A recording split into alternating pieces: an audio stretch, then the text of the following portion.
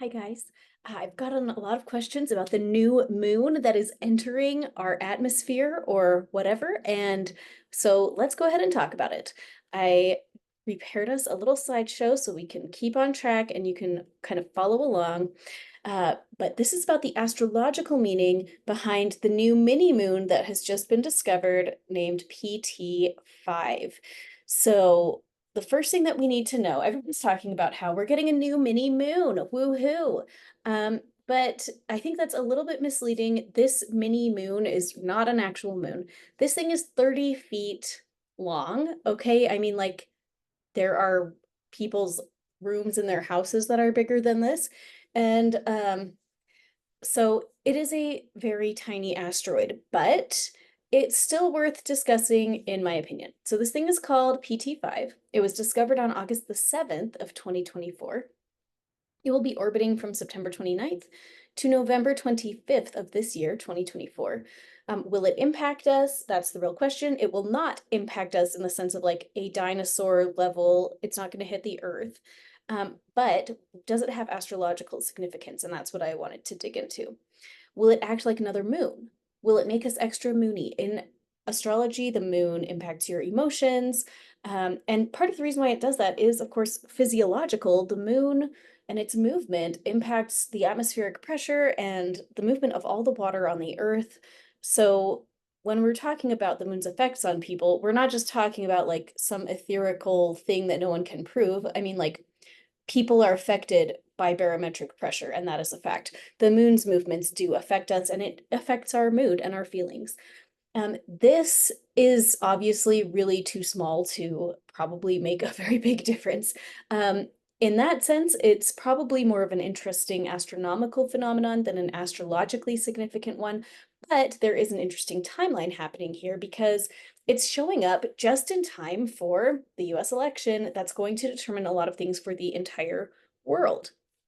Whatever is going to be happening in the US right now, because the US is the global superpower at this time, it's going to affect what's happening in Europe with Russia. It's going to have it's going to affect what's happening in the Middle East. It's going to affect everything happening in Asia with China. Like, all of the different countries of the whole world are going to be affected by this election, and how interesting that this is showing up just in time for some good October surprises and the election, and then this little period after the election, which my friend Lila and I on the same channel have talked about Donald Trump's zodiacal releasing that has some interesting stuff happening up in that time period ending around November 25th, I believe. And so when I saw the dates, I thought, okay, that's really interesting considering the personal charts of some of these big power players that we're keeping an eye on for this election season.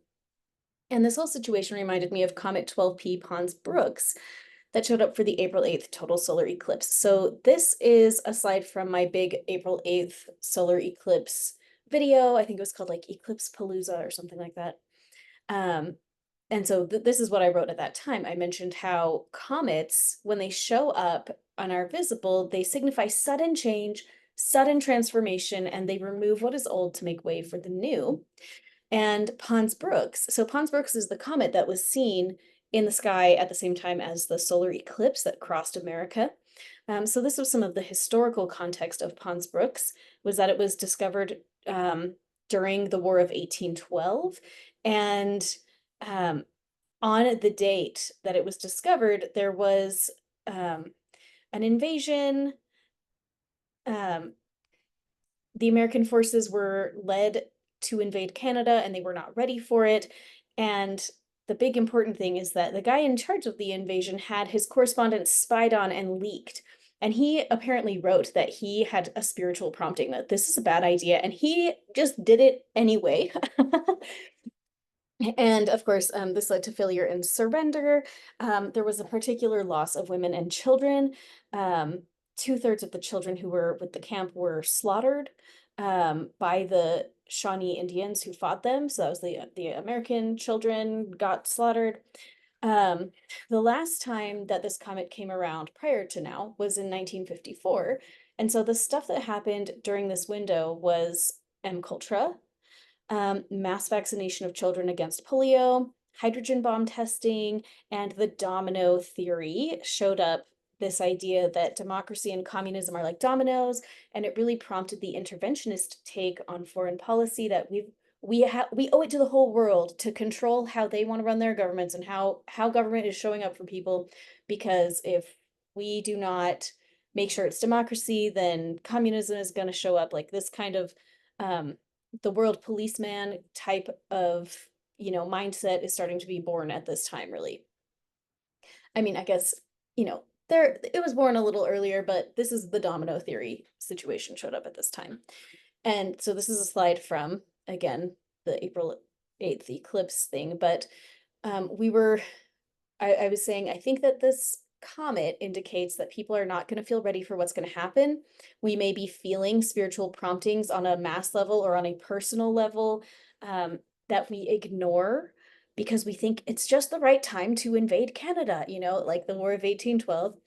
We can probably expect people spying on our communication, which we all know is happening, growing strife over cultural and political differences, and then biological stuff. Yeah, and then of course domino theory. How is domino theory going to play out with situations like Russia, like China, these different areas of the world, the Middle East? So all of this situation with this mini moon reminded me of that comet. And I do think that whenever you have an unusual heavenly body come into the public awareness, it is worth noting astrologically, even though I think there's also a case to be made that this is just an astronomical phenomenon. The fact that everybody's talking about it, I do think that that gives it a little bit of importance, but the thing about Comet 12P Pons Brooks is that we've seen it in action a couple of times. And we could look at the past and say, okay, maybe these are themes that are going to be in the present. And we're seeing them in the present. Like we are seeing, enemies spying on communication. We are seeing people ignoring their spiritual promptings. We see that happening now. This is the first time that this exact heavenly body has shown up. Okay.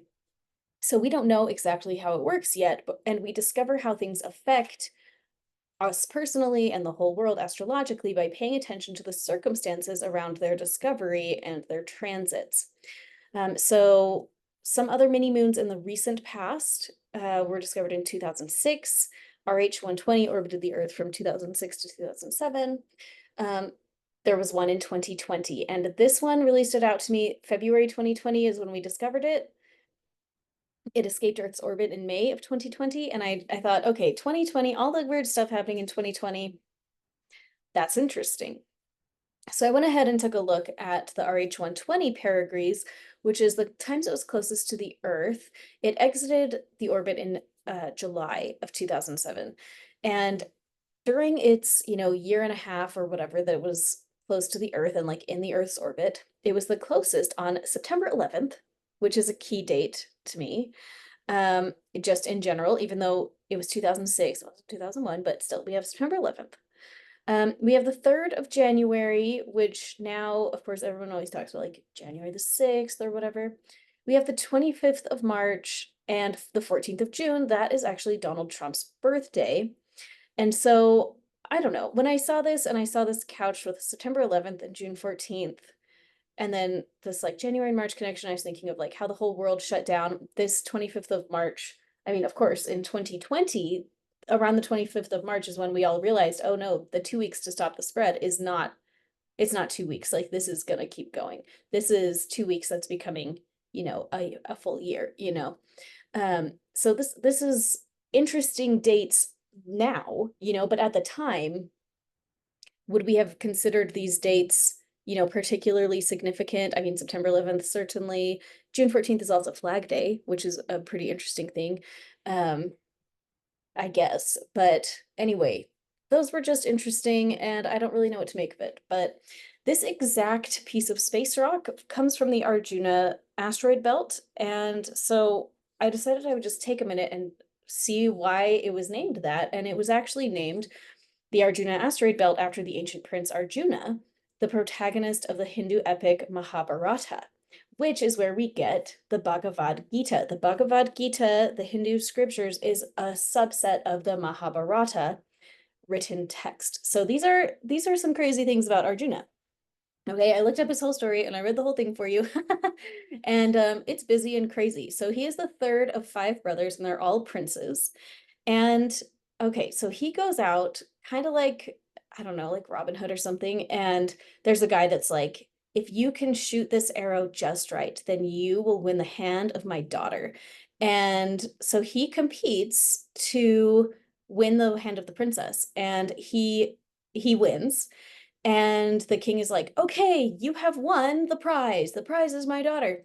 So then Arjuna runs home and tells his mom, and he says, Mom, Mom, Mom, guess what I found? Guess what I won? And his mom says, you know the rules, honey. Anything that you find, you have to share with your brothers equally. And he's like, oh, well, it's actually a woman. So they all marry her. Okay. He and his four other brothers all marry this one princess. And they set these rules around being married to her that no one is allowed to interrupt or intrude. Like no one can enter a room if she is alone with one of the brothers.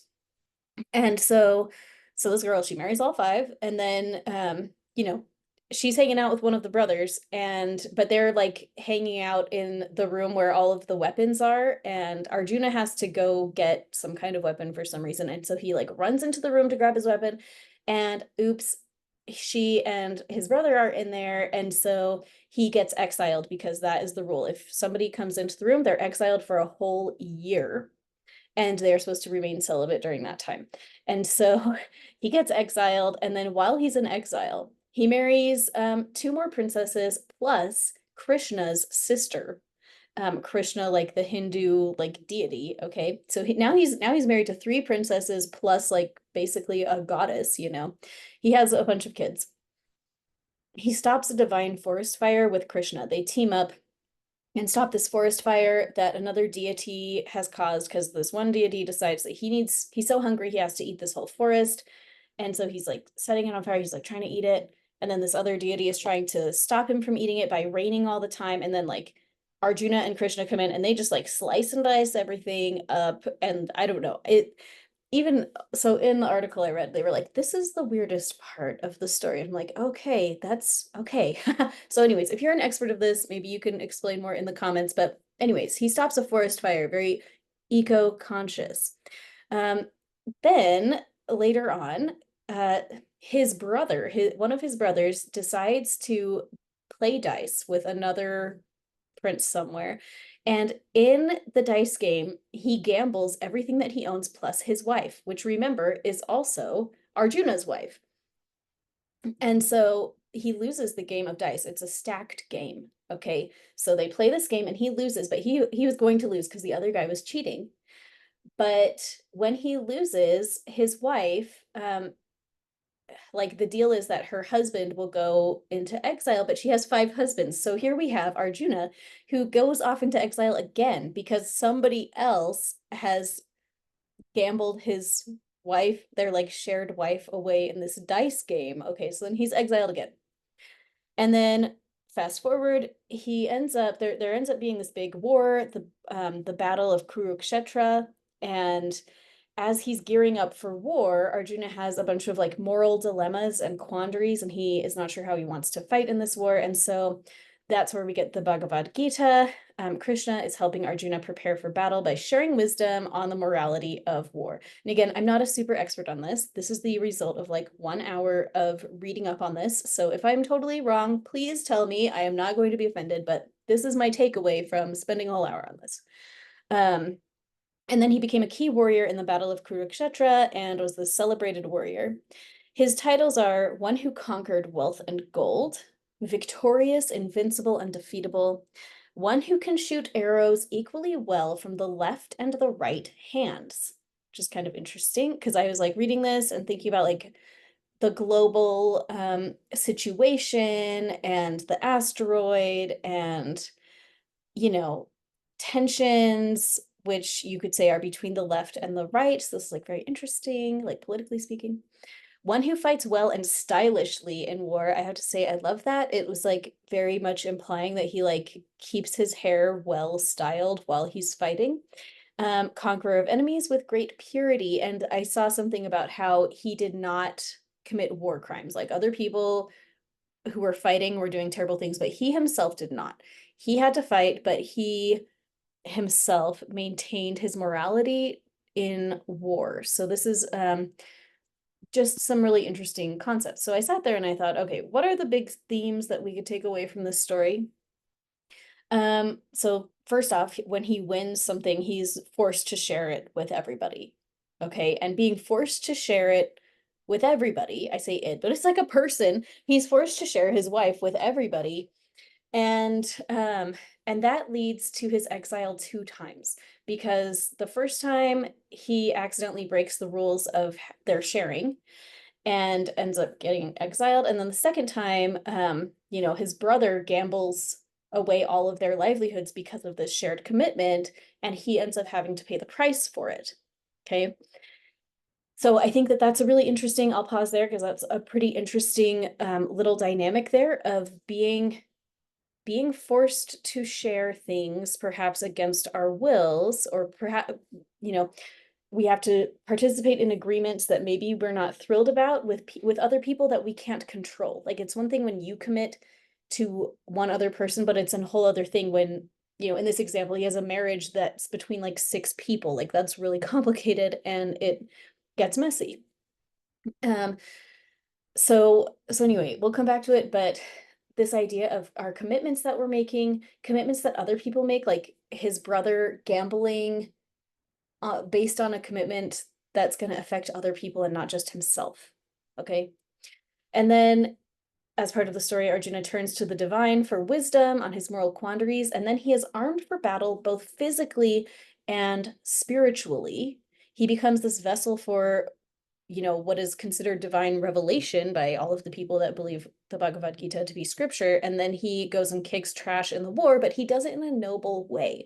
He does have to kill people, he does have to fight, but he's not going to commit atrocities. He is going to maintain his moral code while he does it. Honestly, he's going to look good doing it. I love that they like mentioned that. And he's got this like ambidextrous quality where he is like his body right and left are both equally qualified to like go and kick trash on the battlefield. Okay. So I think there's a case to be made that this is not an astrologically significant event. It may just be an astronomical oddity that is kind of interesting.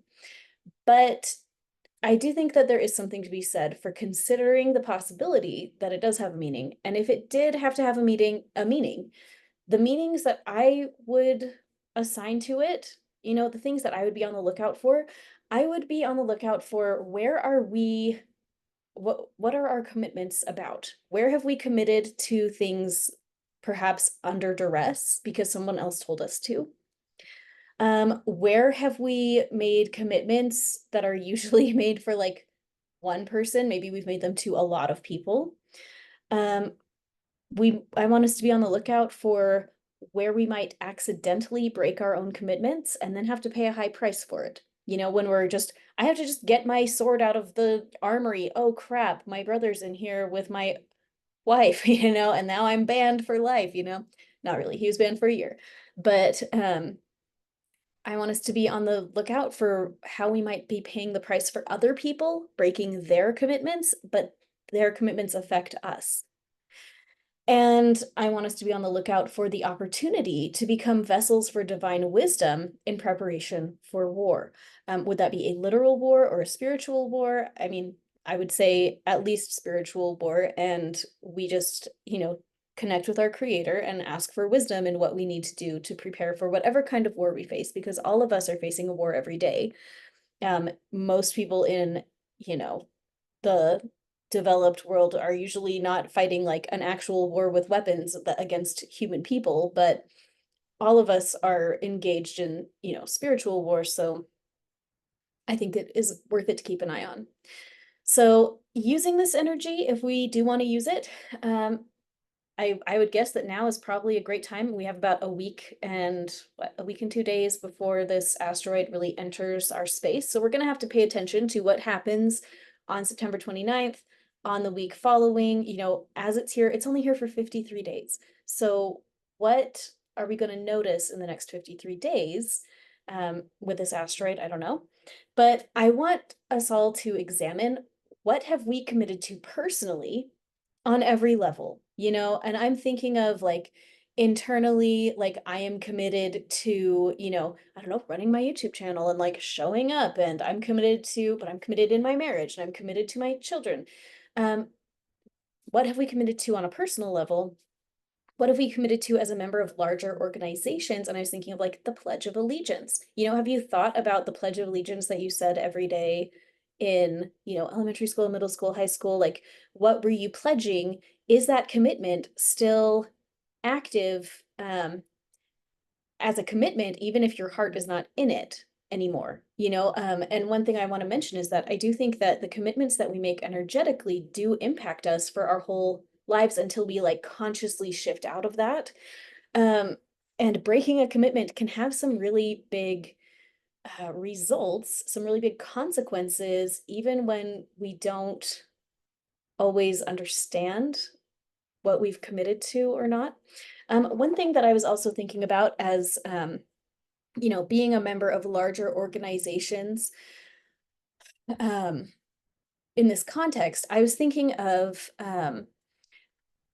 basically like biblically speaking, how let me see if I can get out of here. Yep, okay.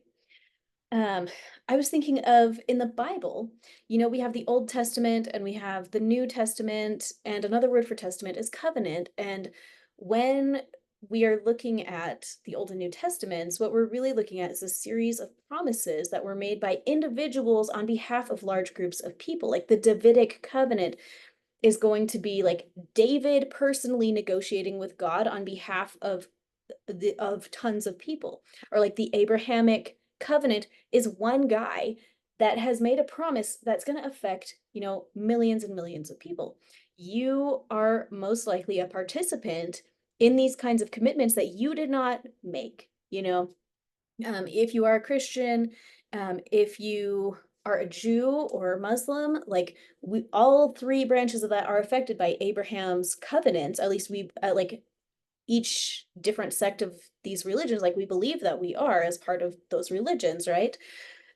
So what part, do you understand the Abrahamic covenant? Like, do you understand what it means to be a covenant people or that kind of thing? Like, what does it mean um, to be the recipient of somebody else's covenant? And so if we're going to talk about that more, I've talked about this in other videos as well, but we can kind of go back to um, Plymouth Rock and those very first pilgrims that came and made a covenant.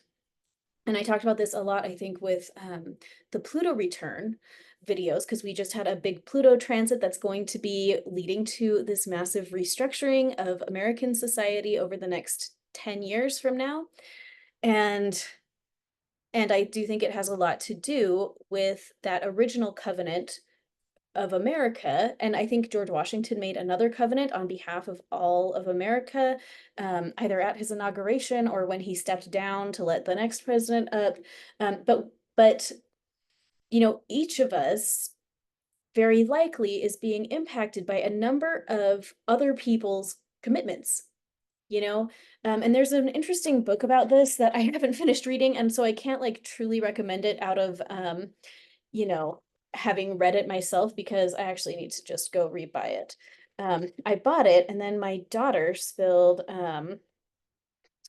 spilled water all over it, and then it got all crunchy, and then I couldn't really read it. And okay, here it is. Let me share my screen. It's called Becoming Kings and Queens of the Gentiles by Avraham Gileadi. He talks about the prophecies of Isaiah interfacing with LDS scriptures and talking about the restoring of the house of Israel, um, and like the lands of inheritance. So I got maybe 10 pages in, but I'm like, oh, you see, I purchased this edition in 2020. I sure did, but then I never finished it. Um, but okay, so he's just like laying out these different scriptures about covenants and being in the house of Israel and what does that mean. So that might be a book to look into that I can't, I mean, if he gets really weird, I'm sorry. Like I did not finish this book, but as I was just talking about this, I'm like, oh man, this reminds me of that book. I think I need to go finish reading it, at least so I can know what it says, even if I disagree with it. Um, but he does talk about those kinds of things. So anyway, talking about Arjuna, a piece of space rock from Arjuna coming to hang out with us for 53 days, overseeing this election and the month of October, famous for the October surprises that pop up to influence the election. We're just going to have to see what happens. But on a personal level and on a global level, I think it will be wise to keep an eye on the covenants and commitments that people have made, especially to um, more than one person. The stuff that we have agreed to that affects a larger collective. Um, I'm just really interested to see what will happen that's going to lead to maybe not exile, but maybe situations like that. And as I'm talking about it, I run the Facebook group Intuitive Healing with Allie Duzett, an excellent group. And in that group, somebody just today posted about losing a friend and how they had been like friends for a very long time, but then these different situations had shown up and she kind of had to choose between her loyalty to her family or her loyalty to her friend. And so she chose her family, and um the situation with the friend deteriorated, and I'm kind of wondering, are we going to see some more of that as we have to choose which commitments are we going to keep? um are we how we're going to be affected by other people's keeping their commitments, because this situation with the two friends is going to impact their children, and their children weren't involved in this, but like if this family relationships are strained, it's going to affect the kids and how well they can play together and stuff like that. So anyway, we'll just keep our eyes on that. And I do invite you to spend some time thinking about your overall commitments and really trying to zoom out and um, see a bigger picture of the commitments that maybe you haven't made, but maybe your great great great grandparents made. Maybe other people in your life have made commitments that are affecting you, and maybe those will come up into play in the next 53 days, and we'll just have to see. So those are just some thoughts that I had about this. And the other way I wanted us to use this energy was to ask God for specific wisdom that will help us resolve our moral dilemmas. Okay, that's what Arjuna had to do. He had to go fight in a war that he didn't want to fight. And he didn't want to fight in it. And then he said, well, if I have to fight it, I want to maintain my moral purity. How am I going to maintain my moral purity if I have to fight something I don't want to fight? And so then we have this divine connection. We are writing down this text that a lot of people consider scripture. And what if this is a perfect time for us to be doing the same thing and just say, okay, God, like, let's say we have to prepare for, a battle that maybe we don't want to fight, but if we have to do that, how are we going to engage in, um, you know, in battle, be that physical or more likely spiritual, but how am I going to do this? How am I going to stand up for what I know I need to do in a way that is going to maintain my integrity, maintain my morality? How can I find myself in a confrontation with other people and do what I need to do without being atrocious to them, you know? Um, Arjuna had to fight on an actual battlefield and actually kill people. We will probably not do that. But what we may have to do is have the tough conversations where we may be eviscerating people emotionally as a part of establishing our boundaries, or honoring these different commitments that we have made in the past or that we are affected by because of other people's commitments. And when we do that, when we have to have those hard conversations, how can we engage in those conversations without, doing the emotional equivalent of war crimes as part of our conversations? Um, if you've ever had a time where you've had a horrible conversation and you've been putting it off, have you had this and it like builds up inside of you and you're like, oh my gosh, and you're like saying all this mean stuff in your head? Can we have that real life conversation without all of the mean stuff we thought about in our head first, you know? That is going to be the real question. But all of us are qualified to ask our own creator for more divine information about this, including on if any of this whole thing has any meaning at all. I mean, I'm spitballing here. I mean, you could say that I'm making it up. I mean, I'm just looking at the symbolic meaning of what we've got going on. And this is something that we haven't seen before, and maybe it's something worth keeping an eye on, and maybe not. But if it is worth keeping an eye on, these are the themes that I'm going to keep an eye on. I want us to remember the key timing, September 29th to November 25th. We're going to have to pay attention to how this plays out in the context of the power players. That would be like the individuals that are making decisions that affect millions of people.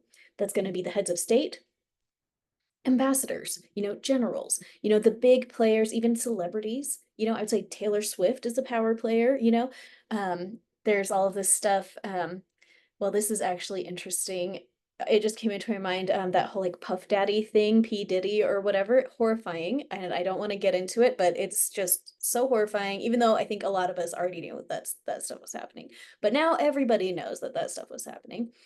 And like, talk about a situation where I'm thinking of like Arjuna marrying this one woman with his 5 brothers and like the weird dynamics there. And now we're having like these weird crimes showing up involving celebrities like the princes and the princesses of our age. And how are all of their commitments to each other going to impact the unraveling of this situation? This will be something very interesting to keep an eye on, and it's interesting timing with the election as well. And then of course the election is happening just weeks before the asteroid exits our orbit. So I'm just reading my conclusion slide. Is this astrologically significant? It's really possible that it's not. I mean, guys, it's 30 feet long. But it is interesting that it's entering the public psyche at this time. I'm getting a million messages about if it's significant or not.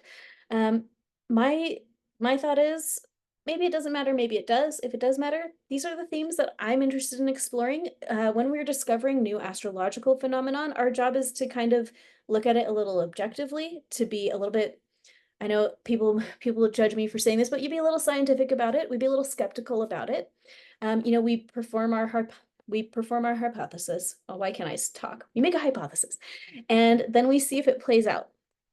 So this is my hypothesis, and we're gonna see if it plays out. And whether or not this whole thing, is astrologically significant, or if it's astrologically significant in this way or not. I think that the most important thing that we can all do is follow Arjuna's example in going to our creator for guidance on how to best live our lives. How do we engage in conflict in our lives from a morally pure place, from a place where we can engage in confrontation without, committing emotional war crimes? How are we going to stand up for ourselves and stand up for other people as needed, without resorting to tactics that are ugly? Can we stand up for ourselves in a way that honors everybody involved and honors the divinity of everybody involved?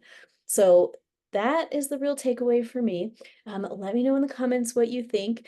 I don't want anybody to think like, oh my gosh, Allie definitely says that this is super astrologically significant. I don't think that's what I'm saying. But I'm curious to see where it goes, and I'm curious to hear your thoughts. Thanks for being here.